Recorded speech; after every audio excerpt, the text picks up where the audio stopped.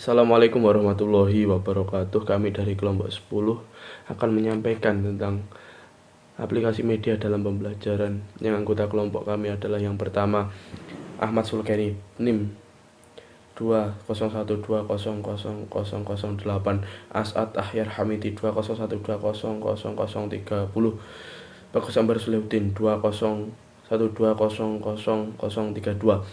akan menyampaikan materi. Yang pertama yaitu macam-macam media dalam pembelajaran PAI. Dalam mata pelajaran pendidikan agama Islam, menggunakan media pembelajaran memiliki tujuan agar dalam proses belajar mengajar PAI bisa berjalan secara efektif dan efisien. Berdasarkan jenisnya, media pembelajaran mata pelajaran PAI dibagi menjadi dua macam, yaitu media yang berupa benda dan media yang berupa bukan benda. Selanjutnya yaitu media yang berupa benda. Media yang berupa benda adalah sebuah materi tak hidup yang bisa menunjang dalam pembelajaran. Biasa diberi nama dengan alat peraga. Yang pertama yaitu media audio. Media audio adalah sebuah alat yang berisi sebuah pesan perintah atau larangan yang berbentuk audio atau suara yang dapat memacu pikiran serta perasaan orang yang mendengarkannya supaya orang itu belajar. Selanjutnya yaitu yang kedua yaitu media cetak. Ketika proses belajar mengajar, media cetak inilah yang biasanya banyak dipakai karena media ini memiliki fungsi menyampaikan sesuatu dari pengirim kepada penerima sesuatu tersebut. Media cetak terbagi menjadi yaitu foto atau gambar. Foto atau gambar adalah sebuah media cetak yang paling sering ditemukan karena sering digunakan dalam proses belajar mengajar. Selanjutnya yaitu bagan-bagan adalah suatu media cetak yang digunakan untuk menyajikan sesuatu dengan jelas dari sebuah proses penting. Bagan biasanya disertai dengan gambar atau foto apa yang disampaikan lebih jelas serta mudah dipahami dan dimengerti. Selanjutnya itu diagram. Diagram adalah sebuah gambar yang berupa garis simbol yang digunakan untuk menyajikan sebuah data. Poster adalah sebuah media yang bisa digunakan untuk memberitahukan sebuah informasi, saran, atau pendapat untuk meningkatkan keinginan agar bisa melakukan apa yang melakukannya bagi yang melihat poster tersebut. Selanjutnya yaitu grafik. Grafik adalah sebuah media cetak yang berisi garis dan gambar untuk menginformasikan tentang sebuah perkembangan suatu hal sesuai dengan data secara kuantitatif. Selanjutnya yaitu media elektronik. Media elektronik ini dibuat untuk digunakan memberikan informasi tentang pendidikan supaya bisa dimanfaatkan oleh khalayak umum secara luas. Adapun jenis dari media elektronik yaitu yang pertama slide. Slide adalah sebuah gambar yang diedit serta mudah untuk dilihat yang memiliki fungsi mempermudah dalam menyajikan mata pelajaran khusus. Media film memiliki fungsi menambah serta melengkapi pengalaman yang dialami siswa dan untuk menambah inspirasi baru. Selanjutnya yaitu yang ketiga, televisi. Pembelajaran memakai media ini akan mendapat materi secara langsung dan bersifat fakta. Selanjutnya yaitu 4, radio. Dan adanya media ini siswa bisa mendapat berita dan tambahan materi dengan cara mendengarkan. Yaitu selanjutnya media yang bukan benda. Media yang bukan benda berbentuk tidak nyata dan hanya berwujud dalam tingkah laku antara pendidik terhadap peserta didik. Adapun macam dari media bukan benda adalah yang pertama yaitu keteladanan. Keteladanan terhadap perintah Allah dan Rasulnya harus dilaksanakan terlebih dahulu oleh pendidik sebagai khalifah fil ard sebelum diajarkan terhadap muridnya. 2. Perintah atau larangan. Amar ma'ruf nahi mungkar juga menjadi bagian dari media pembelajaran. Sebuah perintah akan ditaati oleh peserta didik apabila pendidik menaati aturan yang dibuatnya. Dan ketika peserta didik mengerjakan sesuatu hal yang tidak benar, maka pendidik akan mengeluarkan larangan. Selanjutnya yaitu ganjaran dan hukuman. Dalam konsep ini, ganjaran bisa disebut dengan reward atau penghargaan atas prestasi peserta dalam hal belajar dan berperilaku. Hukuman juga termasuk dalam bagian dari media pendidikan yang bukan benda. Hukuman dalam kedudukannya dianggap istimewa sehingga diterapkan dalam semua hal. Sekian yang bisa saya sampaikan, akan dilanjutkan oleh teman saya. Wassalamualaikum warahmatullahi wabarakatuh. Melanjutkan materi selanjutnya yaitu prinsip penggunaan media dalam pembelajaran PAI. Pemilihan media yang digunakan untuk pembelajaran bukan hal yang mudah.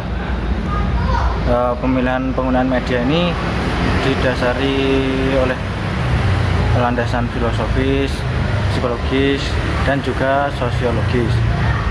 Jika sudah mempertimbangkan hal-hal tersebut, pendidik bisa menentukan prinsip-prinsip untuk memilih media pembelajaran yang sesuai dengan tujuan pembelajaran yang telah ditentukan sebelumnya. Berikut prinsip-prinsip pemilihan penggunaan media dalam pembelajaran PAI. Di antaranya yang pertama itu ada prinsip efektivitas dan efisiensi. Prinsip efektivitas diukur dari hasil keberhasilan peserta didik dalam mengikuti pembelajaran, sedangkan prinsip efisiensi itu meminimalkan penggunaan sumber daya dalam proses pembelajaran. Yang diminimalkan maksudnya ini penggunaan media. Yang ketiga, prinsip produktivitas. Prinsip ini diperlukan untuk menunjang proses pembelajaran. Diperlukan karena untuk mencapai tujuan pembelajaran yang telah ditentukan sebelumnya. Selain prinsip yang telah dijelaskan di atas tadi, ada prinsip umum dalam menggunakan media. Di antaranya yang pertama, media yang digunakan tidak menghilangkan media yang sudah ada sebelumnya. Contohnya seperti menggunakan batu dan daun untuk daerah terpencil seperti itu. Terus yang kedua, menggunakan media yang sesuai untuk menjelaskan suatu materi. Yang ketiga, menggunakan media pembelajaran yang beraneka ragam dan menyesuaikan dengan materi yang akan dijelaskan nantinya. Yang keempat, pendidik dan peserta menggunakan media yang sekiranya dipahami supaya ketika proses pembelajaran nanti bisa berjalan efektif dan efisien. Berdasarkan hadis Rasulullah, demi mewujudkan kesejahteraan hidup manusia dalam proses pembelajaran harus memiliki prinsip. Di antaranya untuk prinsip yang pertama itu diusahakan untuk media yang digunakan dalam pembelajaran pendidikan Islam itu memudahkan dan tidak mempersulit pendidik maupun peserta didik. Yang kedua, menggembirakan dan tidak menyusahkan pendidik dan juga peserta didik. Perlu juga kita mengetahui dasar dalam menentukan penggunaan media dalam proses pembelajaran. Untuk dasar yang pertama itu ada dasar religius. Dasar religius merupakan di mana pendidik itu mengaplikasikan media pendidikan Islam dengan memperhatikan tingkah laku si peserta didik. Yang kedua itu ada dasar psikologis. Dasar psikologis ini dilakukan ketika pendidik akan merancang desain untuk media pembelajaran. Bismillahirrahmanirrahim. Assalamualaikum warahmatullahi wabarakatuh. Sebelumnya perkenalkan, saya Asad Akhir Hamidi, NIM 201200030. Jadi di sini saya akan melanjutkan presentasi dari kelompok kami, yakni mengenai cara mengaplikasikan media dalam pembelajaran PAI. Dalam proses pembelajaran, pendidik harus menyiapkan bahan ajar yang akan disampaikan dan memilih alat bantu atau media yang cocok untuk digunakan dalam menyampaikan mata pelajaran yang berbeda. Seperti yang telah kita ketahui, bahwasanya peserta didik memiliki kebutuhan yang berbeda antara satu dengan yang lain.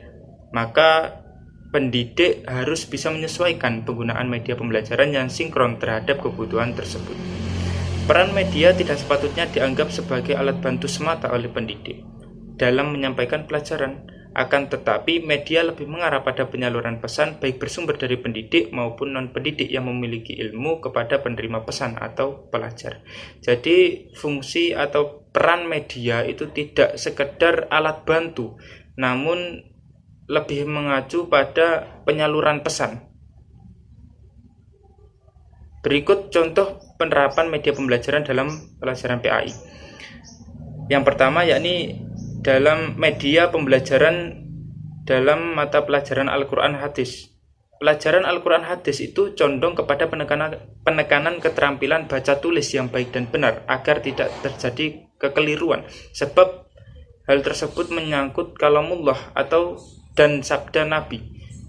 Oleh sebab itu, di dalam mempelajari Al-Quran dan Hadis, seharusnya kita meneliti bacaannya agar agar tidak terjadi kekeliruan. Kita harus meneliti, harus benar dalam membaca Al-Quran, harus benar dalam memahami hadis, dan lain sebagainya. Adapun media pembelajaran yang sesuai untuk pembelajaran Al-Quran dan hadis, yakni media cetak dan media audio. Media cetak seperti yang telah kita ketahui terdapat di berbagai macam buku tentang Al-Quran, yakni bisa belajar dari Iqra atau dan lain sebagainya. Kemudian bisa melalui media audio seperti halnya recorder. Dengan adanya recorder, peserta didik dapat mendengarkan rekaman yang berisi murotal dan lain sebagainya.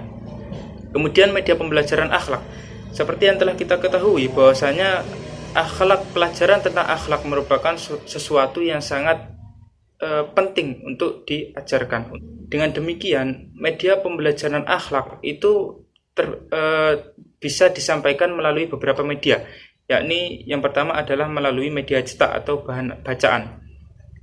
Bahan bacaan ini bisa bersumber dari buku dan lain sebagainya. Kemudian bisa melalui media audiovisual atau menonton sebuah video yang berisi tentang pembelajaran akhlak, yang mana peserta didik dapat mengambil ibrah dari video tersebut. Dan bisa juga dengan media keteladanan, yakni pendidik yang memberikan contoh atau membiasakan peserta didik untuk menanamkan akhlak yang baik.